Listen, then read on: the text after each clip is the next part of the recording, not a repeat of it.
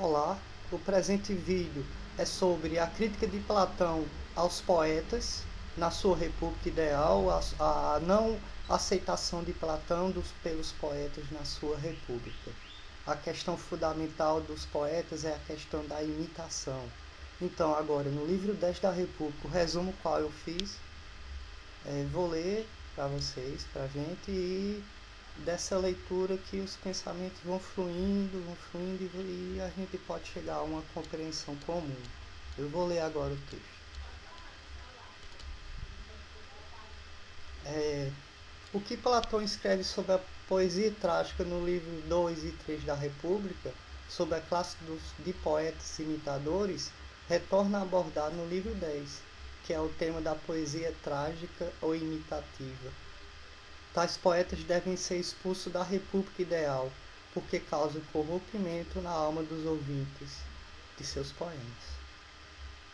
Para dar início à investigação sobre a natureza de tais composições, para se chegar à natureza de tais poemas, põe Homero abaixo da verdade e da realidade. Platão relembra que só há uma única ideia para uma pluralidade de coisas com o mesmo nome.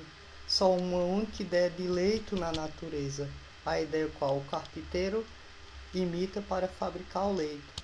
Mas o carpinteiro não fabrica a ideia em si mesmo de leito ou de cama. Deus é o obreiro da ideia de cama e a põe na natureza. Dentre os obreiros de coisas que não passam da aparência, a qual carece de existência real, se encontra o pintor, exemplo de Platão. Este que faz uma espécie de leito. Tal imagem de leito é uma imitação da imitação, que é o caso do leito fabricado pelo carpinteiro. O pintor, que é mestre, obreiro, não poderá fazer o que tem existência real, sendo apenas o que parece existir, sem de fato existir. Para se procurar o imitador e dizer em que consiste a imitação, Platão propõe essas três espécies de leito. Primeiro, a ideia em si mesma de leito fabricada por Deus e posta na natureza.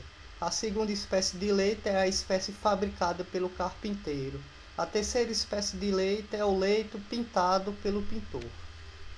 Sobre o pintor, que é o imitador por natureza, que tal mestre se acha a 3 pontos afastado da natureza. O pintor, para Platão, ele está a 3 graus afastado da natureza. Este pinta a sua visão perspectiva da coisa fabricada pelo carpinteiro.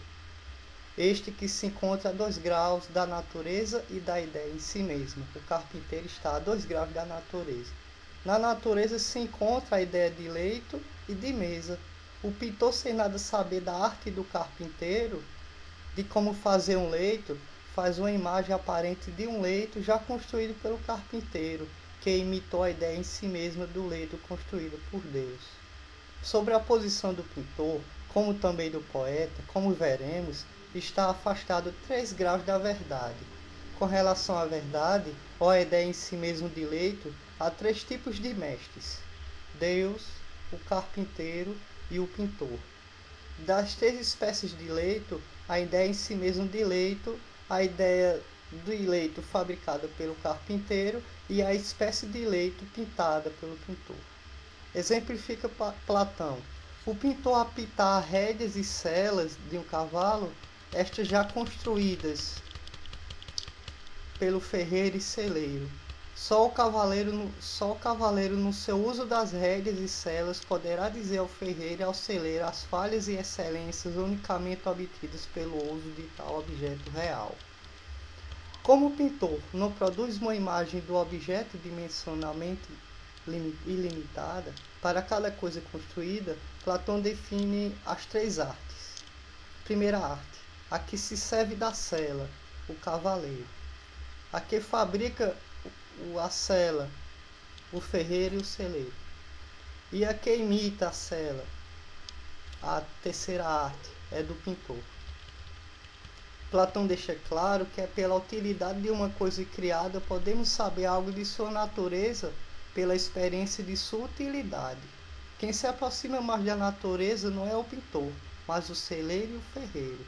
Por isso a ciência do objeto, Com sua busca na natureza, deste está no campo da utilidade. Em comparação, indo à figura do poeta, já com essas determinações do imitador, pintor, é possível ver a natureza e a localização dos poemas em relação à verdade. Acerca da poesia imitativa, escreve Platão que as composições de Homero são ouvidas sem nenhum interesse pelo seu conteúdo, apenas apreciam o efeito das palavras, versos e rimas. O antídoto para o corrompimento causado do ouvinte de tais poemas trágicos é o conhecimento da natureza de tais composições. O poeta trágico, como o pintor, se acham na posição de imitadores, estão a 3 graus afastados do rei e da verdade.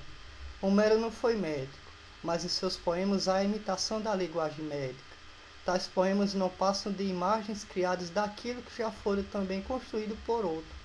Se Homero estivesse a 2 graus da verdade, seria capaz de conhecer as atividades que deixam seus ouvintes melhores, tanto na vida pública como na vida privada. Se Homero possuísse, de fato, o conhecimento da natureza daquilo que imita, ele poria todo o seu empenho na criação das próprias coisas e ações de pessoas, do que imitá-los. Se tais poemas fossem capazes de formar melhores homens, não como imitadores, mas como uma pessoa que tivesse o conhecimento de causa, tal poeta teria, deste modo, muitos seguidores que eu amo e reverencio, como alguém que mirou a verdade, coisa que não ocorre na imitação do poeta trágico. O que o poeta trágico imita é o que parece belo às multidões que nada entendem de coisa alguma do que ouvem. Ouvem tais poemas mais pela musicalidade do que pelo conteúdo de tais poemas. Neste caso, a utilidade de tais poemas, esta como indicadora da utilidade de tais imitações, o uso dos poemas desde os primeiros ouvintes de Homero indicam nos atos de tais ouvintes a sua falta de vida vivida em função da verdade. Tais poemas não possuem valor para os moradores da cidade da ideal república de Platão. O uso de tais poemas na vida pública e privada não são virtuosos, nem tendem à verdade. Bom, esse foi o resumo que eu fiz do livro 10 da República, a questão da imitação, a questão do afastamento do poeta em relação à verdade e o uso dos poemas como uma coisa negativa para a educação dos futuros reis filósofos da República.